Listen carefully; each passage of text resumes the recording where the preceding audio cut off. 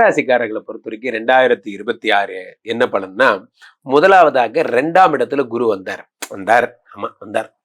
ஆனா வந்தவர் வேலை பார்த்தாரா? இல்ல. அப்படியே வக்கரமாவே சுத்திட்டு இருக்கான் சார். இந்த ஆளு வக்கர குருவின் உக்கிர பலன். நம்ம நம்ம ஸ்பிரிச்சுவல் டாக்ஸ்ல கூட நிறைய பேசணும்.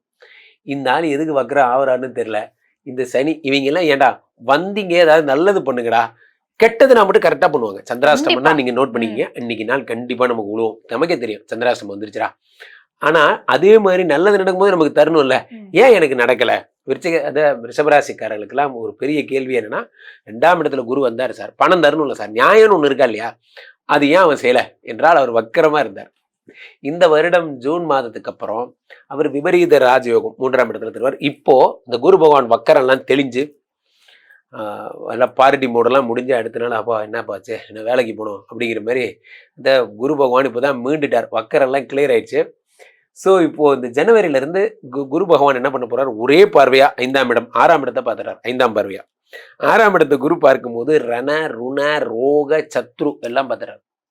வியாதி கடன் கஷ்டமெல்லாம் போயிடும் ரிஷபராசிக்காரர்களுக்கு. முக்கியமா ஸ்கின் இஷ்யூஸ், கருமுட்டை பிரச்சனைகள், குழந்தை பிறப்புல பிரச்சனைகள் இருந்தா அதெல்லாம் சரியாயிடும்.